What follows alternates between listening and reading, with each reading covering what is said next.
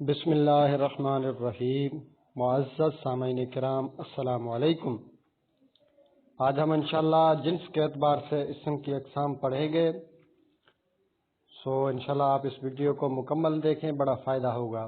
جنس کے اعتبار سے اسم کی دو قسمیں ہیں، نمبر 1 مذکر، نمبر 2 مؤنث۔ اب اس کو آپ یوں بھی سن لیں، پہچان لیں کہ ہم جیسے اپنی زبان میں جس کو مرد اور عورت کہتے ہیں، آپ اس کو یوں بھی سمجھ سکتے ہیں۔ اسم مذکر وہ اسم جس میں تانیث کی علامت نہ ہو، جیسے فرسن، گھوڑا۔ اسم مؤنث وہ اسم جس میں تانیث کی علامت پائی جائے، جیسے ناقۃ، اونٹنی۔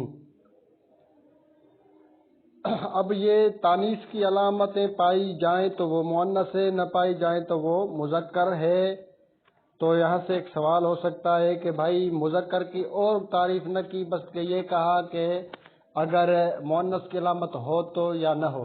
تو کیونکہ مؤنث کی علامتیں جو ہیں وہ مخصوص ہیں اور پہچاننا آسان ہے کہ بھائی یہ مؤنث کی علامت ہے۔ اب آپ مؤنث کی اگر علامتیں یاد کریں گے تو اس کے علاوہ جو بھی اسم آئے گا وہ مذکر ہوگا۔ تو علامت تانیث یہ 3 ہیں۔ گول تا، اب یہ جو یہاں پر لکھی ہوئی ہے گول تا، یہ بریکٹ میں تا لکھی ہوئی ہے، جیسے بقرۃن، جس کے آخر میں یہ گول تا ہو تو وہ مؤنث ہوگا۔ اور دوسرا الف مکسورہ، جیسے بشرا۔ اب یہ بشرا، اب را اور یا، یہاں پر یہ کھڑا زبر ہے، اس کو کہتے ہیں کہ جیسا اسم کے آخر میں یا ہو، اس پر کھڑا زبر ہو، اس کو الف مکسورہ کہتے ہیں۔ اور تیسری علامت ہے الف ممدودہ، کسی اسم کے آخر میں الف ہو، اس کے بعد حمزہ ہو تو یہ الف ممدودہ اس کو کہا جاتا ہے، جیسے سوداء، فائدہ۔ مؤنث کی 2 طرح تقسیم کی گئی ہے۔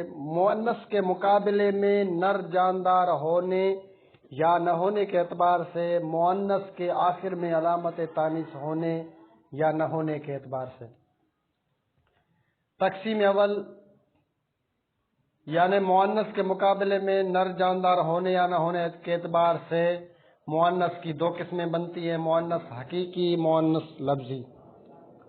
مؤنث حقیقی وہ مؤنث جس کے مقابلے میں نر جاندار ہو، چاہے اس میں علامت تانیث ہو یا نہ ہو، جیسے امرأۃن، کہ اس کے مقابلے میں امرأۃ مرد نر جاندار ہے، اور اتان گدھی، اس کے مقابلے میں حمار گدھا نر جاندار ہے۔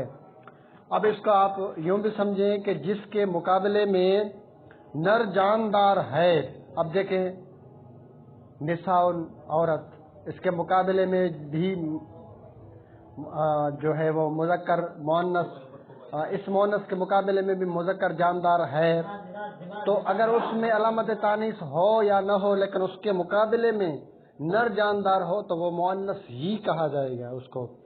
مؤنث لفظی کی تعریف، وہ مؤنث جس کے مقابلے میں کوئی نر جاندار نہ ہو، خواہ اس میں علامت تانیث ہو یا نہ ہو، جیسے ظلمتن، اندھیرا، عینن، پانی کا چشمہ۔ تقسیم ثانی، اس اعتبار سے مؤنث کی 2 قسمیں، مؤنث قیاسی، مؤنث سماعی۔ مؤنث قیاسی کی تعریف، وہ مؤنث جس میں علامت تانیث لفظاً موجود ہو، جیسے عائشۃ، اس کے آخر میں گول تا ہے، یہ لفظاً علامت تانیث موجود ہے۔ اور دوسرا ہے مؤنث سماعی، وہ مؤنث جس میں علامت تانیث لفظاً موجود نہ ہو لیکن اہل عرب اسے بطور مؤنث استعمال کرتے ہوں، جیسے ارضن، شمسن۔ اب اہل عرب شمس کو جو ہے وہ مؤنث ہی استعمال کرتے ہیں، اگرچہ اس میں علامت تانیث نہیں ہے لیکن اس کو ہم مؤنث ہی کہیں گے۔ اہل عرب جن اسماء کو بغیر علامت تانیث کے مؤنث استعمال کرتے ہیں ان میں سے بعض درج ذیل ہیں: حربن، جنگ، کاسن، پیالہ، عصا، لاٹھی، افعا۔ یہ جو تمام اسماء وغیرہ یہاں پر لکھے ہوئے ہیں، ان کو عرب جو ہیں وہ مؤنث استعمال کرتے ہیں۔